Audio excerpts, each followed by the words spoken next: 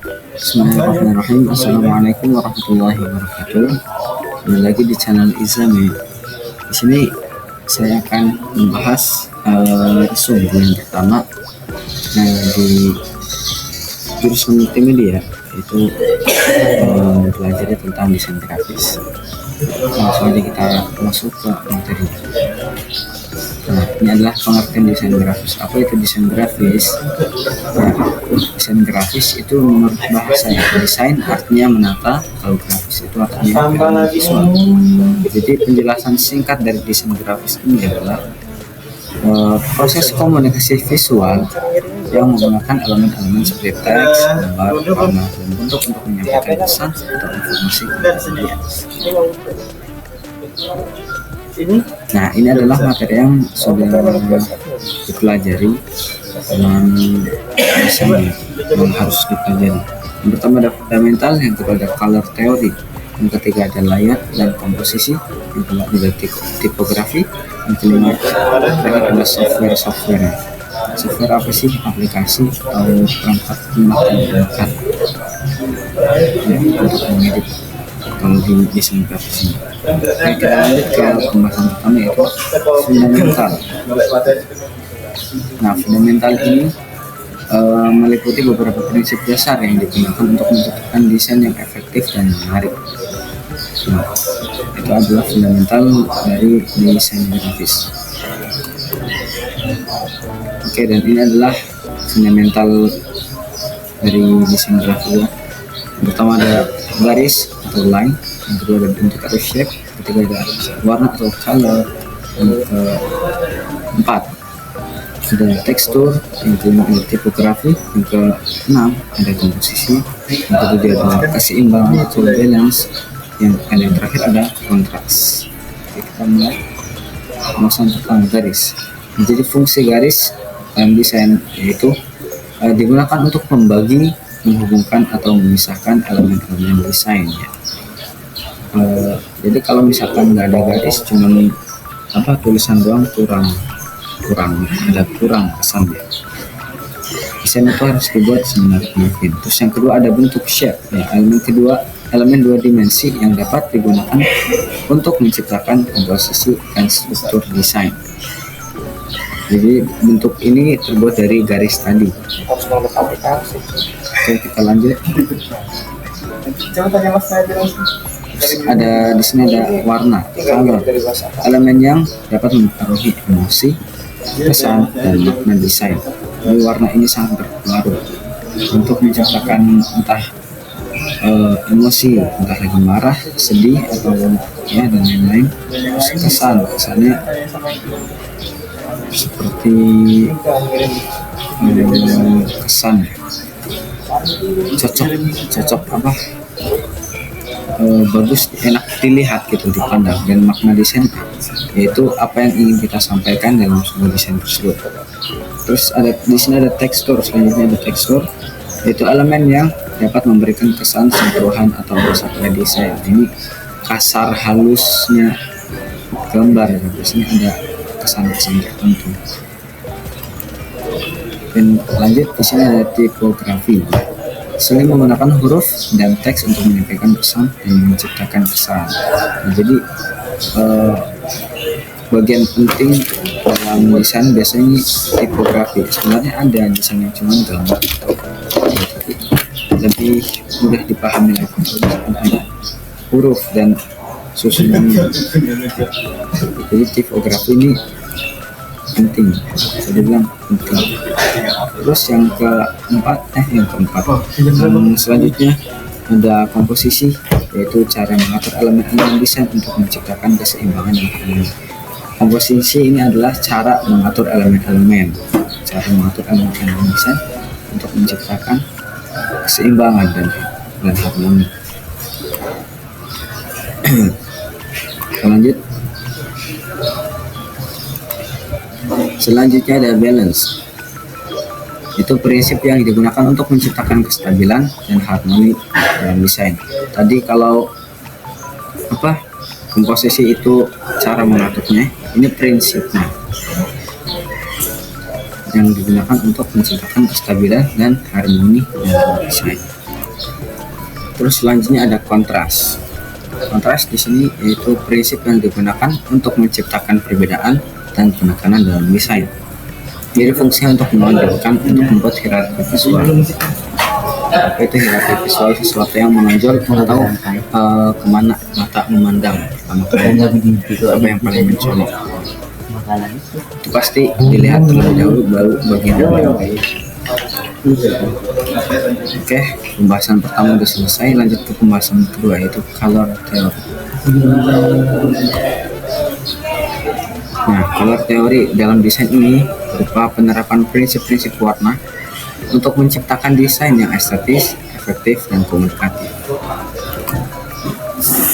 Oke, di sini ada dua materi ya sini. Yang pertama ada color wheel, yaitu roda warna, dan yang kedua ada kombinasi warna. Cara mengkombinasikan warnanya, bagaimana warna terbentuk. Oke, ini adalah color wheel ya, roda warna seperti ini. Lingkaran warna ini pertama kali diperkenalkan oleh Isaac Newton. Warna-warna dibagi menjadi 3 kategori warna. Nah, yang pertama ada primer, ini adalah warna dasar, nggak bisa didapat dari campuran warna lain. Yaitu warna dasarnya ada 3, merah, kuning, dan biru. Nah, tiga warna ini nggak bisa didapat dari campuran warna kuning atau kuning. Jadi 3 warna ini adalah warna dasar. Yang kedua adalah warna sekunder. Warna sekunder adalah campuran dari 2 warna primer dan ya. Maka lahirlah atau ciptalah warna sekunder. Contohnya biru sama merah jadi ungu, terus kuning sama biru jadi hijau. Itu adalah warna sekunder, warna 2 lahir dari warna primer. Terus yang ketiga ada warna tersier, apabila campuran warna dari primer dan sekunder ya. Apabila warna primer sama warna sekunder itu dicampur, nanti lahirlah warna tersier. Kurang lebih seperti itu. Terus selanjutnya adalah kombinasi warna ya. Ini adalah teknik kombinasi warna, rumusnya. Teori warna juga membahas cara mencocokkan warna supaya kelihatan serasi atau kontras, menonjol. Kombinasi warna yang pertama, tekniknya yaitu ada monokromatik. Apa itu monokromatik ya? Jadi teknik kombinasi warna pakai satu warna, tetapi dibuat menjadi 3 warna karena faktor digelapkan dan dicerahkan. Jadi kombinasinya satu warna, tapi dia main gelap sama terangnya. Oke, yang kedua adalah komplementer, yaitu warna yang berseberangan di warna. Misal merah dengan hijau, nah itu berseberangan. Jadi dari ujung roda pilih satu titik, ditarik ke ujung seberangnya, ya, ibarat kutub utara ke kutub selatan. Terus yang ketiga ada analog ya, warna yang bersebelahan. Jadi yang monokromatik ini kombinasi satu warna, jadi bukan yang bersebelahan. Kalau analog ini kombinasi warna yang berdekatan. Contohnya seperti digambar pada gambar ini, yaitu biru kehijauan, biru ke hijau, dan hijau. Ini kombinasi warna analog. Terus yang keempat ada triadik ya, 3 warna yang jaraknya sama di roda warna. Misal merah, kuning, biru. Nah, ini dari lingkaran ini space-nya 3 warna ya, 1, 2, 3. Ini juga 1, 2, 3. Nah, ini juga 1, 2, 3. Nah, ini adalah kombinasi warna triadik ya. Dia berbentuk segitiga. Nah, terus selanjutnya ada split komplementer ya, 1 warna ditambah 2 warna di samping warna komplementernya. Tadi komplementer apa? Warna yang berseberangan. Ya, bedanya sama split komplementer ini adalah tadi satu warna, pilih satu warna, misalkan merah ini, ditambah dua warna di samping warna komplementernya, yaitu warna komplementernya merah apa tadi, hijau di sini, dan warna di samping komplementernya ini ada dua. Nah, ini kombinasi warnanya. Terus yang selanjutnya ada tetradik ya. Tetradik adalah dua pasang warna komplementer, jadi biasanya dia berbentuk kayak simbol tambah gitu, kombinasi warna. Lanjut, ada sedikit tambahan tadi soal monokromatik ya. Hue ini adalah warna yang tidak tercampur warna apapun, warna murni yang tidak tercampur warna apapun. Jadi warnanya merah, kuning, hijau, biru. Nah, itu masih masuk ke hue. Nah, kalau tint ini hue tadi ditambah putih, jadi kesannya ada efek cerah.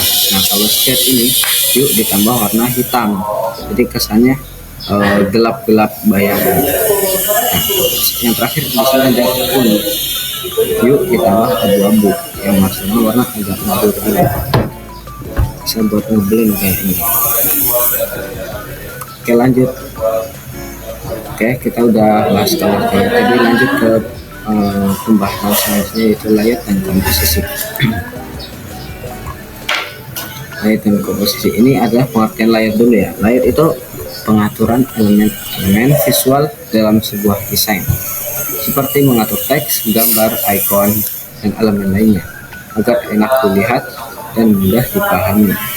Nah, ini adalah layout, pengaturan elemen visual dalam sebuah desain. Terus tujuannya untuk memudahkan pembaca dan mengarahkan perhatian ke bagian yang penting. Ini fungsi dari tujuan dari layout. Nah, seperti itu. Lanjut ke pengertian komposisi. Komposisi adalah cara menata. Jadi itu bentuknya, ini adalah caranya. Komposisi adalah cara menata elemen supaya terlihat harmonis dan estetis. Tujuannya yaitu lebih ke keseimbangan visual dan bagaimana mata orang itu berjalan lewat desain. Jadi ibarat kita membuat desain itu membuat pandangan mata berjalan dari gambar ke keterangan, itu pasti matanya berjalan entah itu ke bawah, ke samping. Nah, lebih seperti itu. Oke, di sini ada prinsip layout dan komposisi. Yang pertama ada balance. Balance ini keseimbang, bisa simetris atau asimetris. Ya, simetris itu yang teratur ya. Kalau asimetris itu dia nggak teratur tapi rapi gitu, seimbang. Contoh, satu kotak besar, di sini ada dua kotak kecil, nah itu masih masuk seimbang. Tapi masih masuk seimbang tapi asimetris, dia nggak simetris tapi seimbang, pas. Terus yang kedua ada kontras, yaitu permainan warna, ukuran, bentuk biar elemen penting menonjol. Jadi contohnya adalah misalkan ada gambar, terus kalau enggak ini aja biar simpelnya, subjudul sama isi. Termungkinkan subjudulnya tulisannya disamakan, ukuran subjudul ini disamakan sama isinya. Jadi kita nggak tahu nanti apa ini kok tiba-tiba ada tulisan pendek. Nah, jadi subjudul ini sedikit lebih besar ketimbang isi, itu untuk membuat kontras ya. Agar menonjol. Ketika ada alignment adalah setiap elemen harus punya posisi yang terkait satu sama lain. Jadi apabila kalau misalkan mau bikin desain, ada foto, ada gambar, kalau misalkan belum jelas kasih keterangan, jangan cuma gambar doang ya. Nah, itu fungsi alignment masuk ke dalam prinsip layout dan komposisi. Jadi orang lebih mudah paham. Dalam sebuah desain itu ada keterangannya, misalkan gambar roti, bisa cuma gambar roti, bisa ada dijelaskan cara membuatnya. Contohnya seperti itu. Terus prinsip layout dan komposisi yang selanjutnya adalah proximity. Elemen yang saling berkaitan didekatkan. Tadi cuma saling berkaitan doang, adanya elemen yang saling berkaitan. Ini proximity, ini elemen yang saling berkaitan didekatkan. Contohnya gambar dengan keterangan itu harus dekat. Nggak mungkin gambar besar di sini di pojok kiri atas, keterangannya kecil banget di pojok kanan bawah, nyambung. Jadi ya harus ada apa namanya,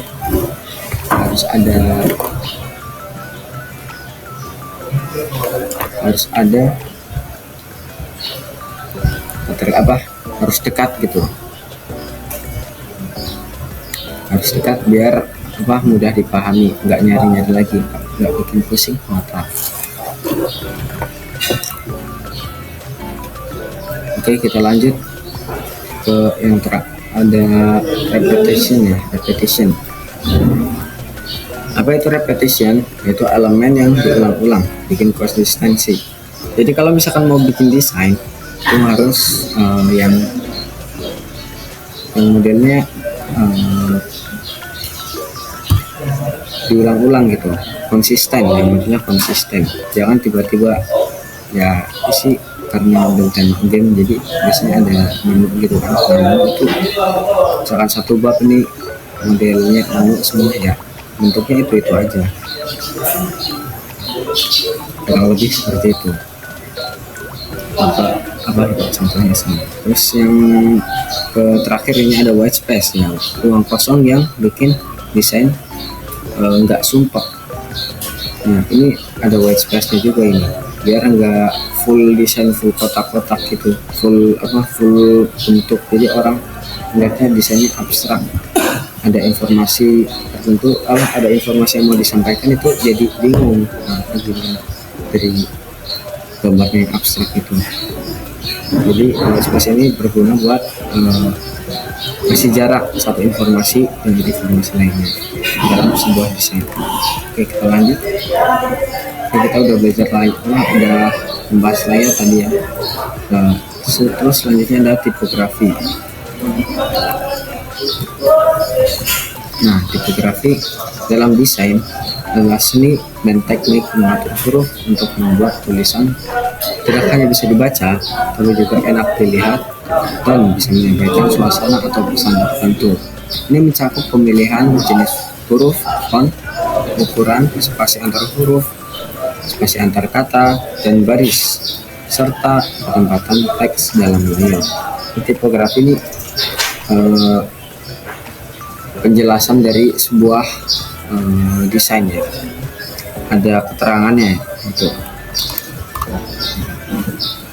Oke, fungsi tipografi di sini yang pertama meningkatkan keterbacaan, ya, biar desainnya bisa dibaca supaya pesan bisa dipahami dengan mudah. Terus ada menciptakan hierarki visual, memandu mata pembaca ke bagian yang penting dulu. Ini juga penting dalam desain. Nggak mungkin kan orang baca isinya dulu baru judul gitu. Dia harus dibuat judul besar, judulnya besar, terus isinya baru yang kecil. Fokus sama pertama kali lihat pasti yang besar-besar, nah, terus baru kalau tertarik dia bakal baca yang kecil-kecil. Terus ketiga ada membangun identitas visual. Misalnya brand yang pakai font tegas dan bold atau tebal, ya, akan lebih terasa powerful dibanding yang pakai font tipis dan elegan. Terus yang terakhir ada mengkomunikasikan emosi. Jadi font ini bisa membuat kesan menyampaikan emosi gitu. Contohnya font serif yang berkesan formal atau klasik, sedangkan sans serif lebih modern dan santai. Oke, lanjut di sini ada pembagian font, ya, jenis-jenis font. Pertama ada serif. Ini serif ini lanjut ya. Serif ini adalah ciri-cirinya ada ekor, ya, atau garis kecil di ujung huruf. Ya, contohnya kurang lebih kayak font di atas ini, ya, tulisan jenis-jenis font. Dia di huruf J-nya itu ada topinya, terus di E-nya ini ada, ya, bentuknya seperti itu. Terus kesannya ada klasik, formal, elegan. Ya. itu sans serif. Lanjut ke sans serif. Sans serif itu ciri-cirinya nggak ada ekor, sama kayak serif tapi nggak ada ekor-ekor kayak gitu tadi, nggak ada. Jadi dia bersih gitu. Tampilannya lebih bersih dan modern. Kesannya simple, modern, dan minimalis. Terus yang ketiga ada script ya. Script ini hurufnya kayak tulisan tegak bersambung ya, tulisan tangan atau kaligrafi tegak bersambung, rapih, susun. Kesannya biasanya ada di mana ya? Di tulisan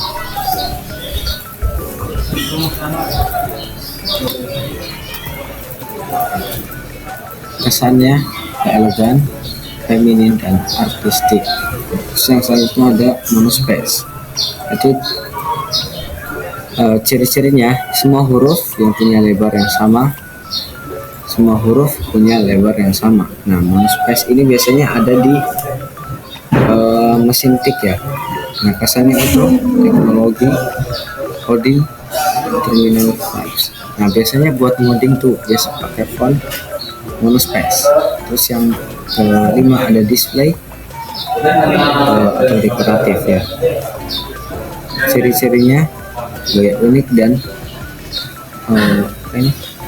nyentrik. Belum tahu bahasa nyentrik. Dipakai buat judul, biasanya dipakai buat judul atau logo. Gak cocok kalau dipakai di tulisan panjang. Terus kesannya itu kreatif dan stand out ya, stand out. Yang terakhir ada handwriting, yaitu ciri-cirinya lebih bebas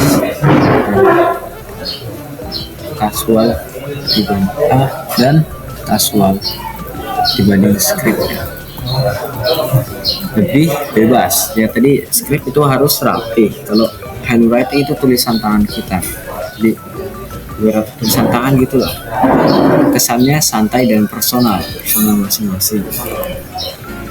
Oke, kesimpulannya kalau kamu mau bikin desain tipografi jadi elemen yang ngangkat banget moodnya, mau kelihatan futuristik, jadul, horor, lucu, semua bisa dibantu lewat pemilihan font dan cara kamu menyesuaikan teksnya.